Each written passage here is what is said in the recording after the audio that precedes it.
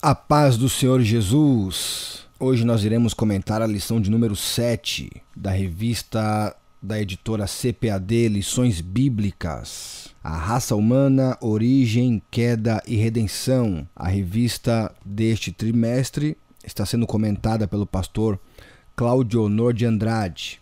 E a lição de número 7 é referente ao dia 16 de fevereiro de 2020, que tem por título A Queda do Ser Humano. O ponto central desta lição é a queda humana representou a perda do completo domínio do homem sobre a criação. Ou seja, Deus criou o homem com um propósito, Deus deu ao homem uma autoridade, Deus não revogou do homem esta autoridade, que é a autoridade de dominar a terra, sujeitar a terra, porém, por causa da imperfeição humana, esse domínio não é pleno.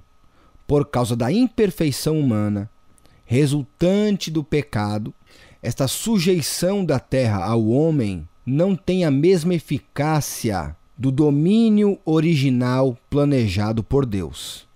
Por isso nós vemos tantas catástrofes, por isso nós vemos tantos erros humanos provocando consequências terríveis contra a própria humanidade. O ser humano tem o dom de se autodestruir. Tudo isso resultado da queda humana. Na interação com o professor, o pastor Cláudio Honor de Andrade deixou aqui uma ênfase muito interessante. Ele diz que esse ensinamento é um antídoto para qualquer filosofia ou sistema de pensamento que tenta impor-se alegando que a natureza humana é boa e agradável. Pelo contrário, a palavra de Deus mostra que o ser humano pode fazer as piores maldades, embora seja capaz de executar empreendimentos maravilhosos. Aqui no subtópico número 1, do tópico 1, que fala sobre o livre-arbítrio do ser humano, o livre-arbítrio é o dom que recebemos de Deus, através do qual podemos escolher entre o bem e o mal. Entenda bem, querido professor, só existe livre-arbítrio aonde tem poder de escolha, ou seja, opções de escolha. Isso é uma coisa tão básica que nem deveria mais gerar discussões. Muitos perguntam por que Deus deixou a opção de Adão errar, sabendo ele do grande risco que existiria, sabendo Deus de que Adão pecaria, por que ele deixou aquela árvore do conhecimento do bem e do mal acessível ao homem? A resposta é a mais simples possível. Deus criou o homem para ser livre, e não teria como Adão ser livre se ele não tivesse opções de escolha. Para que a liberdade se concretize, é necessário que haja liberdade de escolha. Cabe ao homem escolher entre o bem e o mal. Subtópico 2. A soberania divina. Não devemos ver a soberania divina como algo despótico e tirânico, porquanto todas as ações de Deus são fundamentadas em seu amor, justiça e sabedoria. Tradução. Aonde está a soberania de Deus no livre-arbítrio? É isso que alguns calvinistas não conseguem entender. O livre-arbítrio, ele dá direito ao homem escolher. Ele dá direito ao homem decidir. É isso que produz liberdade. Porém, a soberania de Deus, onde fica nisso? Ora, é muito simples responder essa pergunta. A soberania de Deus está justamente nas consequências da escolha do homem. Ou seja, o homem é livre para escolher e decidir, mas o homem não é livre para evitar as consequências das suas decisões. Aí está a soberania de Deus. Você é livre para tomar qualquer tipo de decisão, mas não é livre para rejeitar as consequências da sua decisão. Aí está a soberania de Deus. Subtópico número 3, a responsabilidade humana. O pastor Cláudio Honor não deixou aqui um texto de referência tão ideal quanto Jeremias 18, no versículo 7 ao 10. Peça para os seus alunos lerem esse texto, para entendermos a questão da responsabilidade humana. Jeremias, capítulo 18, versículo 7 ao 10, diz assim: No momento em que falar contra uma nação e contra um reino, para arrancar, para derrubar e para destruir, se a tal nação contra a qual falar se converter da sua maldade, também eu me arrependerei do mal que pensei fazer-lhe. E no momento em que falar de uma gente e de um reino para edificar e para plantar, se ela fizer o mal diante dos meus olhos, não dando ouvidos à minha voz, então me arrependerei do bem que tinha dito lhe faria. Veja que interessante. Esse é o texto cujo nós conhecemos, onde Deus manda Jeremias descer à casa do oleiro. Quando chega lá, Jeremias ouve essas palavras da parte de Deus. E nada é tão bem explícito sobre livre-arbítrio que esse texto. Deus deixa bem claro para Jeremias: olha, Jeremias, quando eu prometer que vou fazer mal a uma nação, vou me vingar dela, vou destruir ela, um povo. Mas se esse povo se arrepender do mal que eles estavam praticando e eles pararem de praticar este mal, eu também não vou destruí-los como prometi que faria. Olha que interessante isso. Veja a responsabilidade humana nas decisões e nas consequências e até mesmo no agir de Deus. Imagina Deus planejar destruir uma nação e não só planejar, como prometer. E depois Deus volta atrás de acordo com as atitudes e as decisões daquela nação, daquele povo. Nada é mais tão característico do livre-arbítrio do que isso. O mesmo ocorre mais à frente, como nós lemos, quando ele disse: olha, aquela nação que eu prometi que ia fazer o bem para ela, que eu ia abençoar. Mas se nesse interim esse povo se corromper, eu também vou me arrepender, eu também me arrependerei do bem que falei que ia fazer. Imagine isso, Deus planejar fazer o bem para você, Deus programar uma bênção para você, mas neste interim você começar a praticar coisas que aborrecem a Deus de uma tal forma que Deus resolve segurar. Deus resolve então prorrogar a sua bênção. Deus resolve então muitas vezes, dependendo da situação, até revogar definitivamente a bênção que ele prometeu que lhe daria. Mediante o quê? Mediante o seu comportamento. Então, querido professor, tem que deixar isso extremamente claro. O pastor Claudionor não deixou esse texto, mas eu achei por bem fazer alusão a esse texto, porque ele é muito claro. Então, quem ainda tiver dúvida do livre-arbítrio por causa da soberania de Deus, está bem claro. Soberania de Deus está nas consequências da decisão do homem. O homem é livre para decidir, mas não é livre para escolher a consequência da sua decisão. O tópico número 2, a queda, um evento histórico e literal. Subtópico 1, a possibilidade da queda. Deus criou Adão e Eva livres, permitindo-lhes o direito de obedecê-lo ou não. Mais uma vez, fazendo aqui referência ao que é liberdade de fato. Se Deus não tivesse deixado a opção para Adão e Eva errar se quisessem, e eles infelizmente quiseram, se Deus não tivesse feito isso, o ser humano seria robótico e alienado. Mas como Deus nos chamou para a liberdade, Deus nos ama de uma tal forma que nos fez seres livres, tínhamos que ter opções. E infelizmente a opção que Adão decidiu tomar foi uma opção que nos gerou consequências drásticas. Subtópico número 2, a realidade da tentação. Eva deixou-se enganar pela mentira de Satanás, a possibilidade de o homem vir a ser um Deus. Tendo em vista a representatividade de Adão, foi ele responsabilizado pela entrada do pecado no mundo.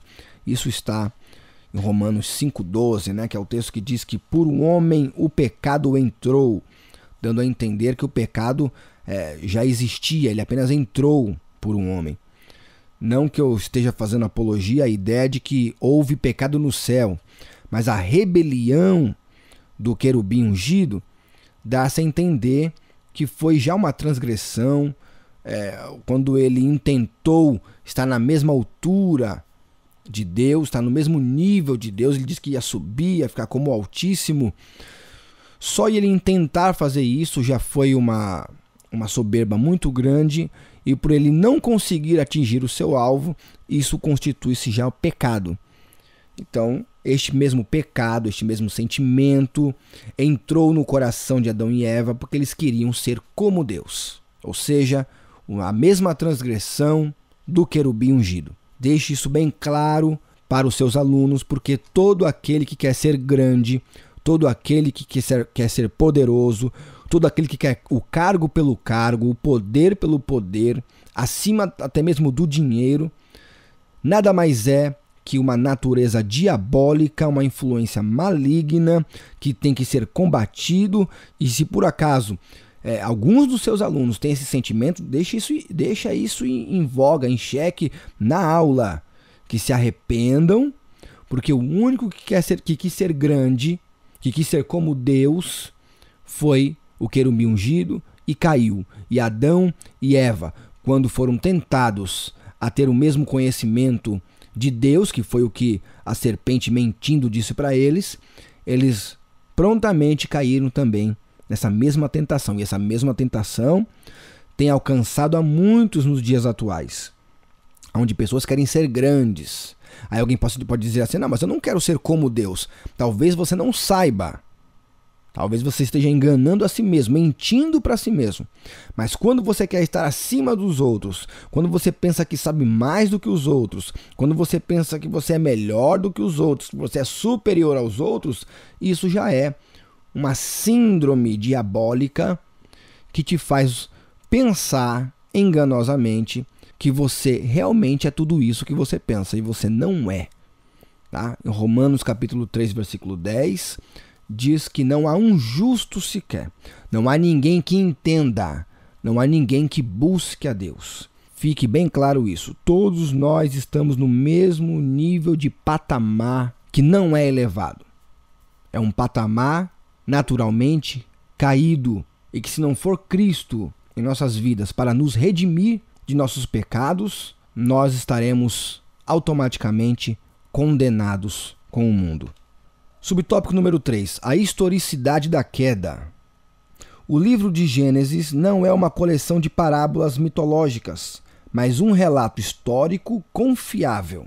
É bom comentar com os alunos a respeito da origem deste livro, Gênesis.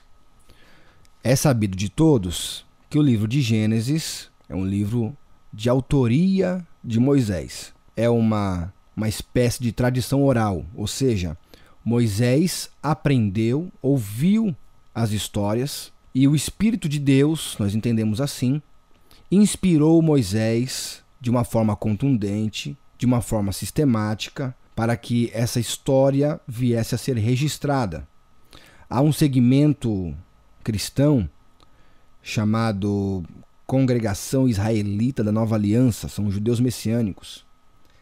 Eles dizem que há um risco muito grande da história de Adão e Eva não ser verdade, mas que isso não importa se é verdade ou não. Nós, pentecostais, cremos que essa história de Adão e Eva é um registro, é um fato histórico, e nós não discutimos a respeito disso. Mas o que eles dizem de interessante, quando eles falam que não interessa se essa história é real ou não, é que eles se apegam à moral da história, ao princípio da história. E o princípio da história que é interessante. Esse princípio de que o homem foi feito livre. Esse princípio de que o homem, quando toma decisões ruins, consequências terríveis acontecem contra ele. E ao mesmo tempo nós vemos a grande graça de Deus, quando nós que herdamos esse pecado por meio de Adão, Deus não desamparou a humanidade, mesmo a humanidade tomando decisões erradas. E alguém pode pensar, mas por que os filhos de Adão, os descendentes de Adão que chegou até nós, pagam o preço da decisão errada de Adão? Infelizmente, novamente nós entramos na soberania divina, aonde nos dias de hoje vemos pais que eram bens de vida, eram empresários, tiveram filhos, e quando os filhos ainda eram pequenos, faliram suas empresas, por má administração, e a herança que os filhos teriam, que seria uma herança muito boa, perderam esta herança e herdaram a miséria causada pelos desvaneios de seus pais, quando tinham a oportunidade de deixar uma boa herança para os seus filhos. Trazendo essa mesma linha de princípio, Adão, por seu erro, deixou de herança o pecado. Mas Deus, com seu amor tão grande, sabia que isso não era justo. Por isso, Deus ele é o autor da fé. Ou seja, foi ele que inventou a fé. E ele não só inventou a fé, como ele é o consumador da fé. Ou seja, ele colocou a fé para ser funcional. Ele fez com que a fé funcionasse. É como um cientista que ele cria uma novidade e a coloca para ser executada. E quando a vê funcionando, ele vê os bons resultados da sua invenção. O mesmo Deus fez conosco. Por isso ele nos justifica pela fé em Cristo Jesus. Ou seja, Deus fez justiça contra a injustiça de Adão. Por isso eu e você somos justiçados pela fé em Cristo Jesus. Nós somos justificados pela fé. E isso não é dom próprio nosso. Isso é dom de Deus. Em Efésios capítulo 2, versículo 8, 9 e 10 diz que a salvação é pela graça, não é por obras, para que ninguém se glorie nas obras. Ninguém vai poder chegar na eternidade e dizer assim, eu estou aqui porque eu sou muito bom mesmo. Estou aqui porque eu sou muito inteligente mesmo. Eu estou aqui porque eu estou ao lado de Cristo porque eu mandei bem lá na terra. Não. Romanos capítulo 3, versículo 23 diz que todos pecaram e destituídos estão da presença de Deus. Separados estão da glória de Deus. Todos nós precisamos do perdão de Cristo. Nós, sendo ainda pecadores, Ele nos amou. Por que é tão importante enfatizar isso? É algo que todo mundo sabe. Todo crente sabe, mas é importante lembrar isso. Por quê? Porque, infelizmente, o pecado da soberba, a mesma tentação que fez com que Eva caísse na mentira da serpente, muitas vezes vem atingindo os crentes. E os crentes precisam ter mais humildade para entender que não são melhores do que os pecadores. Estamos com o nosso nome escrito no livro da vida, somos candidatos à salvação, assim como todos os pecadores da terra são. A grande diferença é que a graça nos alcançou e nós temos que ser esse mesmo transmissor da graça de Deus para os demais pecadores e não sermos juízes para fazermos análise de quem merece ou não merece estar em nosso meio. Infelizmente, a igreja muitas vezes funciona como um lugar muito seletivo, onde se fecha num grupo e não permite que outras pessoas entrem. E aí fica aqueles grupinhos na igreja. Mas você, querido professor, tem a oportunidade hoje, falando sobre a queda do homem, de desfazer todo pensamento faccioso na vida dos seus alunos. O tópico número 3 diz as consequências da queda de Adão. Subtópico 1. A consequência do pecado. Ao tentar a mulher, a antiga serpente prometeu-lhe a onisciência divina, mas que os nossos pais herdaram foi uma consciência pecaminosa, geradora de obras mortas. O pecado leva-nos a perder o brilho do rosto e o vigor físico. Realmente, o pecado levou-nos a perder o brilho do rosto e o vigor físico. O ser humano, que era para viver eternamente, hoje vai adoecendo, enfraquecendo, se desgastando até morrer fisicamente. Não nascemos prontos. O que nasce pronto é carro, que sai da loja 0 km, pronto para ser usado e vai se desgastando com o tempo. Nós nascemos sem saber andar, sem saber falar, e vamos aprendendo ao longo do tempo. E conforme vamos aprendendo, é isso que é interessante. Quanto mais aprendemos, mais percebemos o quanto não sabemos nada. E isso é o que endossa essa verdade, que somos imperfeitos. E tudo isso resultado do pecado cometido por Adão e Eva. A imperfeição humana. Erramos tentando acertar. Tomamos muitas vezes decisões que achamos que é boa, mas as consequências mostram para nós que foram decisões ruins. Não se sinta frustrado por causa disso. Você, querido professor, deixe isso claro para os seus alunos. Somos limitados, somos falhos, mas a graça de Deus nos alcançou. Olha o que diz aqui no segundo subtópico. A perda da comunhão com Deus. Apesar de haverem ofendido a Deus, continuaram a ser alvo do seu imenso, eterno e infinito amor. Ele deixou aqui o texto de João 3,16. Realmente, Deus, vendo que nós não merecíamos, mesmo assim, um amor tão inexplicável, nos deu a oportunidade de entrarmos no seu reino, mesmo sem nós merecermos. Subtópico 3. A transmissão do pecado à espécie humana. Sendo Adão o pai de toda a raça humana, o seu pecado acabou por alcançar a todos os homens. Até mesmo o recém-nascido já traz consigo essa semente. Ele deixou aqui o texto de Salmo 51:5. Se quiser ler com a classe, leia, porque é interessante comentar. Mas falando sobre criança, perceba que nós pais dizemos muito não para nossas crianças. Nossas crianças crescem ouvindo mais a palavra não do que a palavra sim. Porque quase tudo, melhor dizendo, que a criança vai fazer inocentemente, quase tudo que a criança vai fazer é errado. Veja aí os efeitos da queda. Nós temos que falar o que para a criança? Não, isso não pode, isso não. O pecado original já está enraizado no caráter humano. E o bom caráter moral e ético é desenvolvido no ser humano conforme ele vai crescendo e ele é orientado por Deus tanto nas questões bíblicas e teológicas quanto nas questões sociais, que é a cosmovisão de uma sociedade, como a sociedade enxerga as pessoas e o mundo.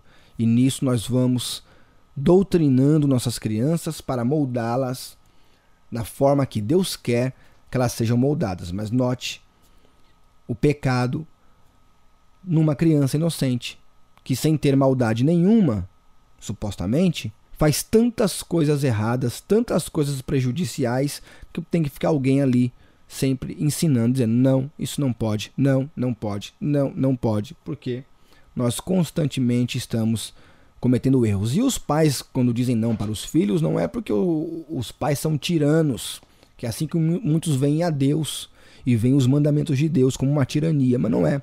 É porque nós sabemos que se nós não proibirmos uma criança de brincar com faca, ela vai se cortar.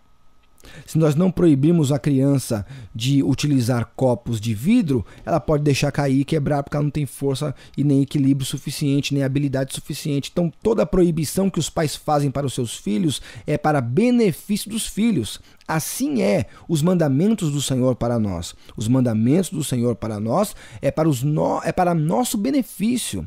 Porque nós, obedecendo ou não a Deus, Deus continua sendo Deus. Deus não sofre prejuízo. Deixe isso claro para sua classe. Deus não sofre prejuízo. Tem pessoas que quando obedecem a Deus pensam estar fazendo um favor a Deus.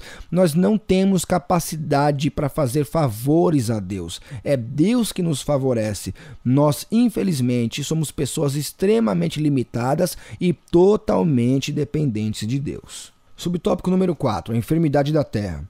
Por causa do pecado de Adão, o apóstolo Paulo descreve a terra como que gemendo por causa das expectativas quanto às últimas coisas. Isso está em Romanos capítulo 8, versículo 22. Ou seja, a terra ela mostra sinais da imperfeição, não só no homem, mas a imperfeição em toda a natureza. Quando o homem cai, quando o cabeça da terra cai, aquele que Deus colocou como cabeça sobre a terra, ele cai, toda a natureza cai junto. Continuamos dominando e sujeitando, sim, mas por causa de nossa imperfeição, dominamos errado, sujeitamos errado, utilizamos errado e o resultado são coisas ruins, catástrofes, desastres e outras coisas mais que danificam a paz da humanidade. Subtópico 5, a morte física. A morte é a mais triste consequência do pecado. Todavia, a pior morte que alguém pode experimentar é a separação eterna de Deus, chamada de a segunda morte, em Apocalipse, capítulo 20, versículo 6. Quanto a nós, os que já recebemos Jesus Cristo como nosso Senhor e Salvador, a morte não terá efeito, porque Ele é a ressurreição e a vida. E o síntese do tópico 3, o resumo do tópico 3, diz que as consequências do pecado foram, só para resumirmos e lembrarmos, a consequência do pecado, a perda da comunhão com Deus, a transmissão do pecado às gerações subsequentes, a enfermidade da terra e, finalmente, a morte física. No subsídio teológico, aqui da página 52 da Revista de Professor, tem um trecho que é muito importante aqui nós lermos. Ele vai servir tanto de resumo e conclusão para a lição, quanto a reflexão sua, querido professor. Diz assim: alguns atualmente confundem sentimento de culpa com a própria culpa. São crentes que aceitaram o perdão outorgado por Cristo, mas ainda conservam restos do sentimento de culpa. O sentimento de culpa resulta de uma consciência maculada. A própria culpa é a responsabilidade legal pelo erro praticado aos olhos de Deus e o que incorre em penalidade. Ou seja, por causa do pecado, nós cometemos diversos erros. Para finalizar aqui, o resumo da queda humana. Os erros que cometemos e as consequências que essas decisões erradas geram em nossas vidas, muitas vezes traz episódios traumáticos em nossa história. E isso faz com que, mesmo quando aceitamos o perdão de Deus, aceitamos a graça de Deus em nossa vida, nós ainda continuamos a nos autoflagelar pelos erros do passado e as consequências dele. Mas, querido professor, deixe isso claro para a classe, que quando Deus perdoa, Ele não perdoa como o homem que lança em rosto. Deus não sofre de amnésia para esquecer, porém, Ele não lança mais em rosto o nosso pecado. Se nós não acreditarmos no poder da graça de Deus para perdoar os pecados, nós teremos nossas culpas imputadas sobre nós. Então, para que você saiba se você foi realmente perdoado ou não por Deus, é simples. A sua consciência precisa estar pura diante de Deus, reconhecendo os seus pecados, admitindo suas falhas, porém, crendo que a graça de Deus, o perdão de Deus, o sangue de Cristo Jesus foi capaz de te purificar de todos os pecados e fazer de você uma nova criação, um novo ser humano, que agora desfruta da plenitude da graça de Deus. Tenha consciência disso. Ah, mas eu não merecia, eu não mereço porque eu fiz isso. Realmente, nós não merecemos. Mas é justamente isso que é a graça. É o favor que não merecemos. Uma palavra mais popular, Deus quebrou esse galho para nós. Herdamos o pecado por parte de Adão, porém, Deus nos adotou como filhos. E a partir do momento que nos tornamos filhos, não precisa ser filho biológico para receber herança. Basta ser adotado. E Deus nos adotou. E por adoção, podemos chamar Deus de Pai, e ainda somos participantes da sua natureza divina, como diz lá em 2 Pedro, no capítulo 1 ou 2, se eu não me engano agora. E ainda por cima, somos também herdeiros, co-herdeiros com Cristo, iremos reinar com Ele, estamos juntando um grande tesouro na eternidade e tomaremos posse de tudo isso para a honra e glória do nome do Senhor. Que Deus te abençoe, querido professor. Tenha uma boa aula neste domingo. Aqui quem vos fala é Tiago de Souza, ministro do Evangelho pela Assembleia de Deus da Baixada Santista. Peço encarecidamente ao irmão e à querida irmã que não se esqueça de se inscrever em nosso canal, canal Tiago de Souza, e compartilhar este estudo bíblico com os demais professores das outras congregações, nos grupos de estudo do WhatsApp, nos grupos de estudo bíblico no Facebook. Seja gentil e nos ajude também curtindo este vídeo pelo YouTube, para dar relevância a este vídeo, ele possa aparecer nas sugestões de outras contas, de outros canais, tá bom? Que Deus te abençoe e até a próxima.